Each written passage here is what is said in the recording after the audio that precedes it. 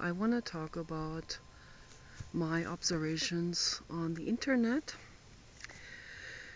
And what I observe is that I observe basically two types of people.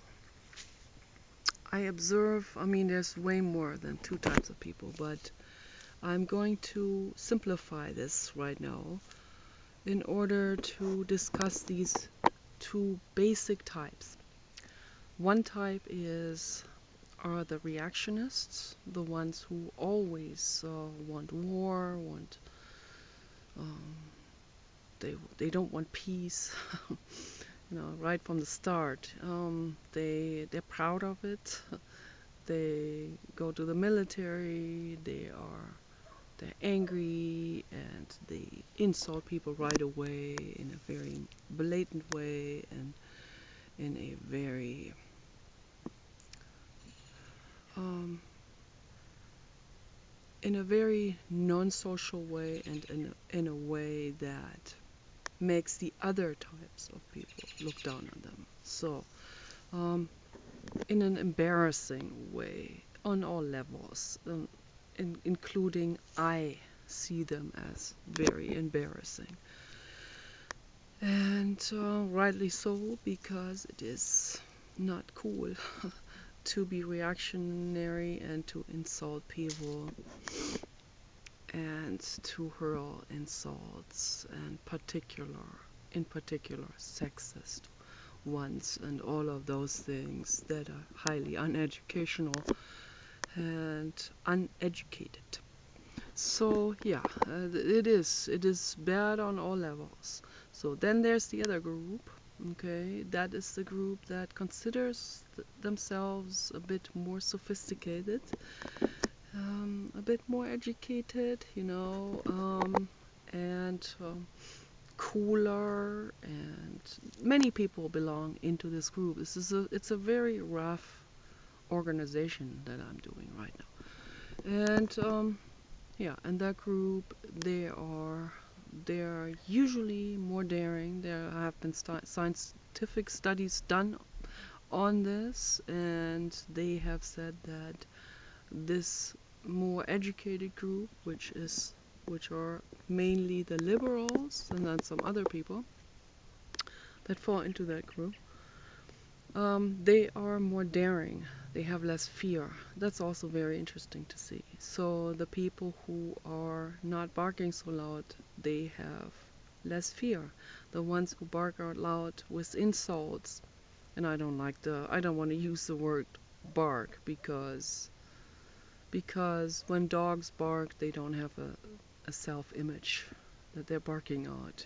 So just use the word hollering to be more correct. They holler out insults and they have a very specific, very narrow view of the world. And the other ones condemn that and they think that is low class and trailer and all of this.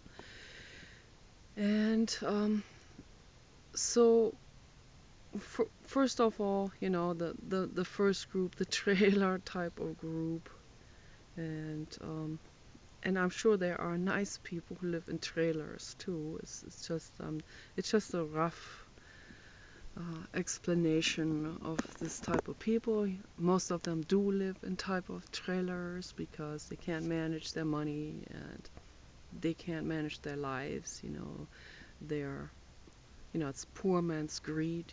I want it now, and I want my one M&M now, and the heck with the 10 M&Ms later on. And Robert Greene talks about this, and Robert Kiyosaki. I've always mix these two Roberts up. So they talk about this. It's very interesting. Tony Robbins talks about this. It's very good what Tony Robbins has to say. Don't just dismiss him because of his teeth.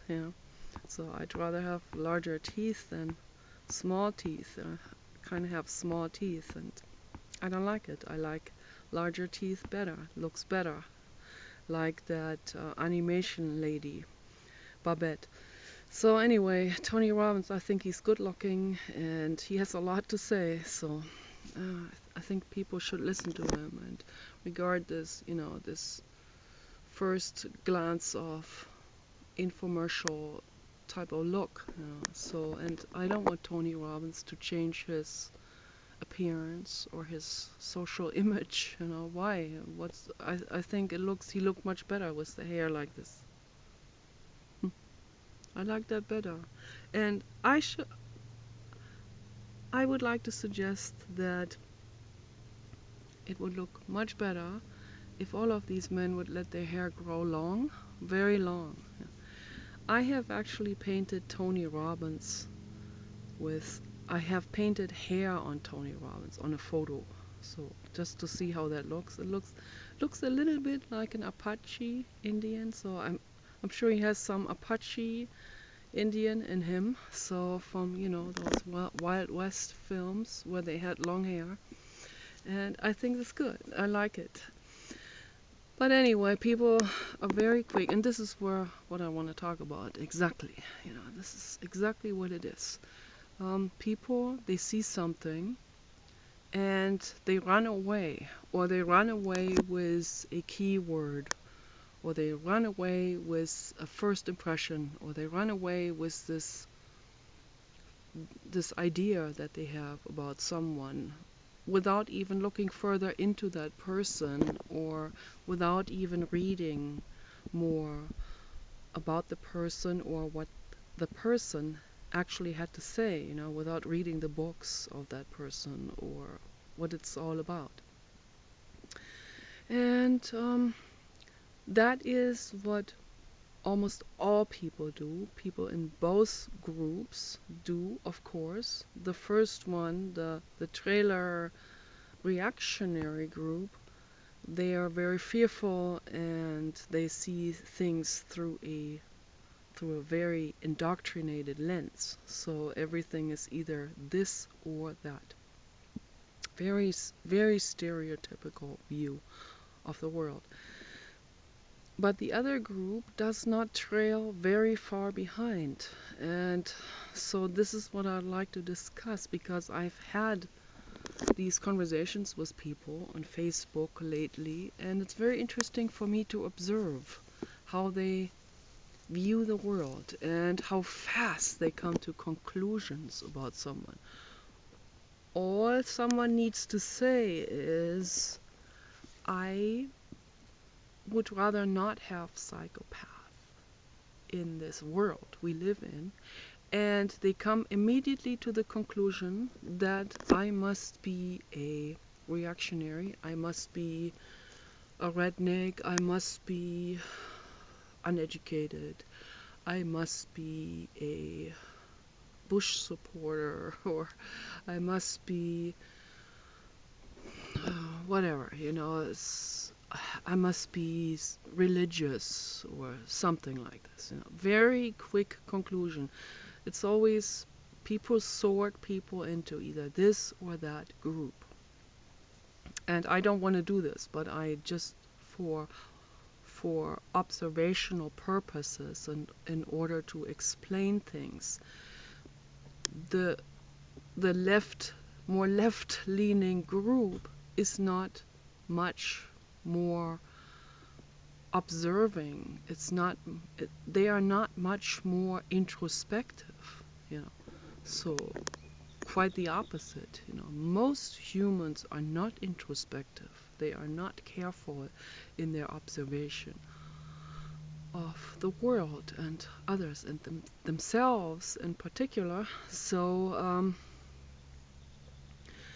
what I see is, in this left-leaning group, I see the people are also, the left-leaning people, they're more sociable, they're more outgoing in a sociable way. They are more interested in different cultures, they probably travel more, they are not judgmental to see someone from a different culture, and that's all very good. So while the other group, the right-leaning group, they're very judgmental to other cultures. and it's just their culture and nothing else. It's a culture centrist view. So the left leaners, but the mistake they make is they're also very judgmental, but their motive is fear of social rejection. So don't think for a second that they have no fears at all. They have different fears. They may not be so fearful of, getting robbed or having their heads chopped off. So that's not what they're afraid of. Their fear is social rejection. That's a terrible taboo. That's a horrible thing. And out of this fear arise so many injustices. And people don't see this. It's not visible on first glance, and people don't check into this. They don't look into it closer. They're very appeased with very crude ways of looking at things, at very crude ways of social organizations and stuff like this, and insensitivities. They don't see any of this. So, but I see it. I see it all. Sorry. So, I had this conversation with this guy. I find it very interesting. And I see that obviously he's one of the more left-leaning ones and probably has taken one or two trips of LSD and may even be sitting in his smoke-filled house with a long beard and with unwashed clothes and unwashed hair. And I'm a hippie, by the way, but clean, baby. I'm a clean hippie, okay? There are clean hippies and there are dirty hippies. The dirty hippies don't wash themselves. That's why they're dirty hippies. Other than that, they're not dirty, okay? They are much purer minded than the reactionary people, or those that cut people's heads off, or those that rape and murder and whatever. So I like all hippies. It's just that I'm very nose sensitive, and yes, I demand from my friends to wash themselves and wear clean clothes.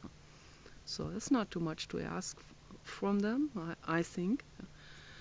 So, and there's another thing I ask from people is that they do not hurt someone else. And now this ties into this conversation I had with that guy, and I don't know who he is. I have no idea. I'm just guessing. He could be a Muslim in disguise. He could be someone who is religious apologetic for the very reason that he is a fanatic himself. I have no idea. But he strikes me as being one of the hardcore liberals. Although I think liberalism is kinder than conservatism. I personally belong to no group at all. You cannot organize me in either one of these two groups or in any think tank or social norm or group or whatever. I will not fit in it. My legs will hang out, my shoes will hang over, my hands hang over, my double chin will hang over the side. So I will not fit into any of those stringent puzzle pieces that people create there for themselves out of whatever, trying to create an order out of chaos, but this is not how we create order at all. So someone on Facebook in the philosophy group posted this question, and it was a very courageous and daring question, and it's always a question where me, old granny hippie lady, comes in and has to say something too. And beware when old granny hippie lady comes. So anyway, I see a bunch of bullshit comments. And and I commented and I said, the person asked, is it wrong to not want certain people? Is it wrong to want to deport certain people? So I said, yeah, it's not wrong at all. You know, you want to deport people who are psychopaths.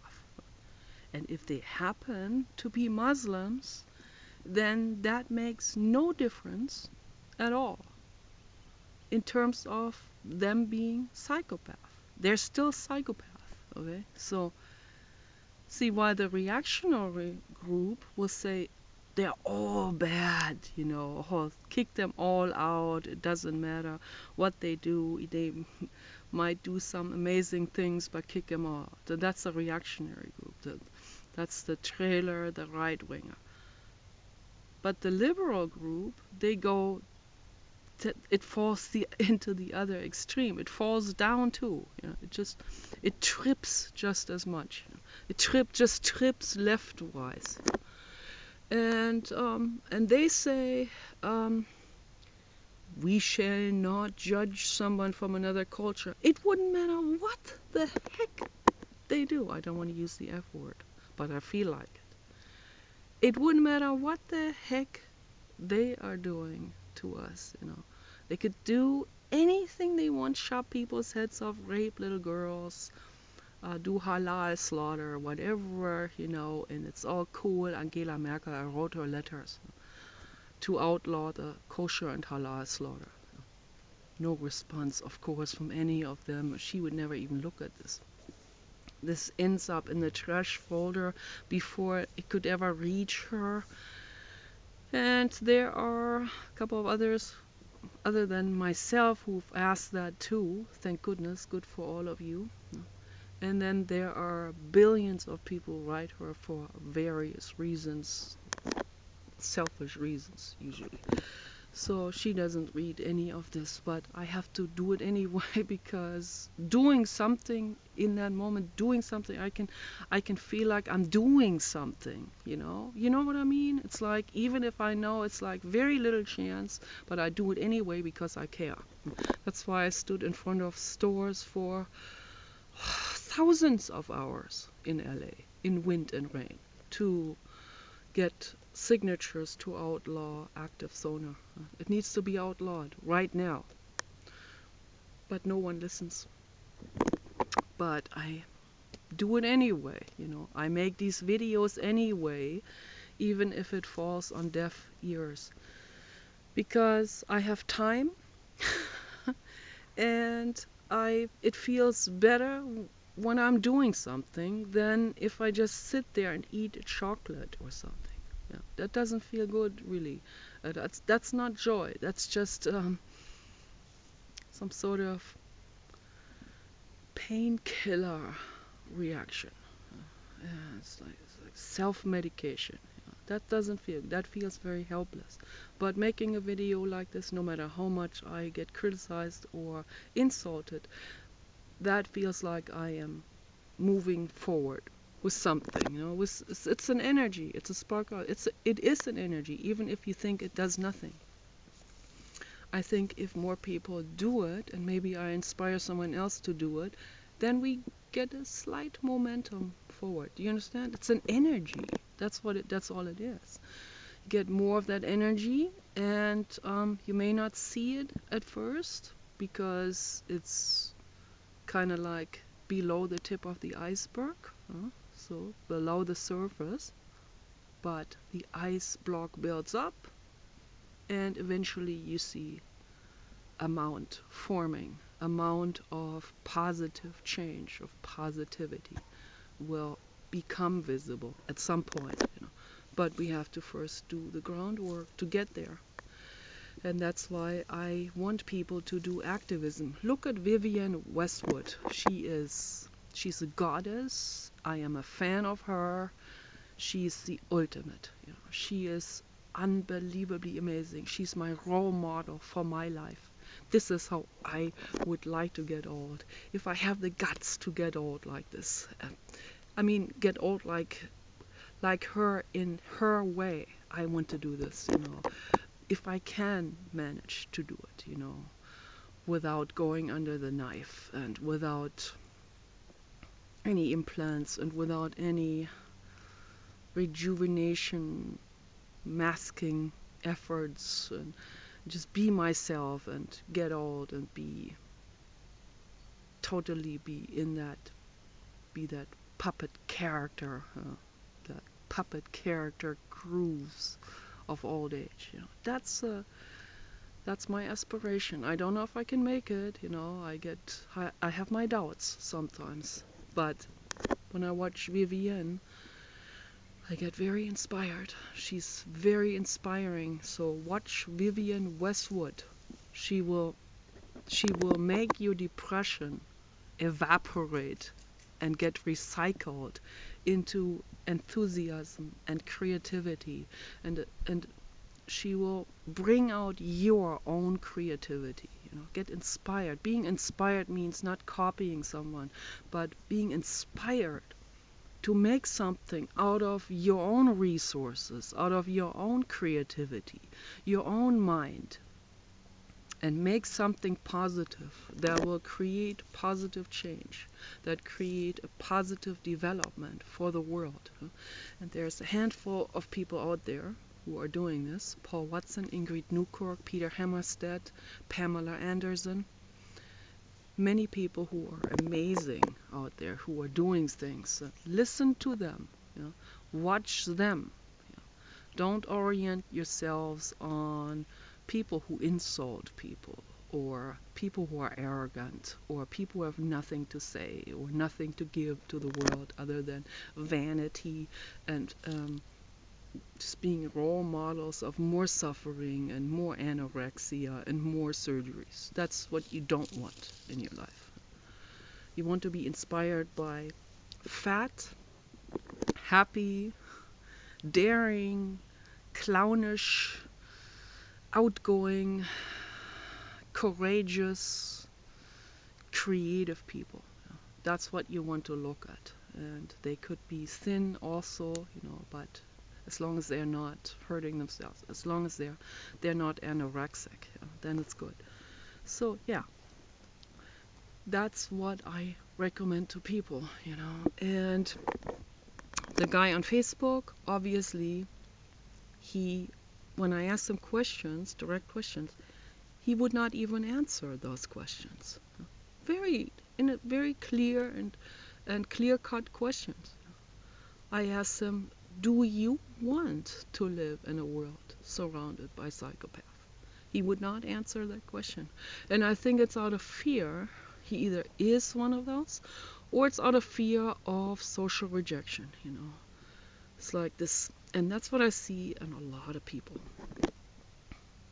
Fear that they could either regard themselves as a redneck or a bigot, you know, or low class, you know, or fear that other people could regard them as low class. Boy, that's scary. That's scary shit, you know. And out of this fear, people completely forget about the right track. They completely forget about making things better. They are so busy with their own self-image, their own prestige, what people think of them, that they completely ignore saving others, protecting others, creating safety in the world, and so on. Let me tell you something. I am not afraid to speak out and to say no to rape, no to hijabs, no to burqas, no to male oppression. We don't want that shit anymore. Do you want to reverse 200 years of feminist work just because you are afraid of social rejection? Ask yourself that question. So I'm going to leave you with this question now. Take care. Peace out.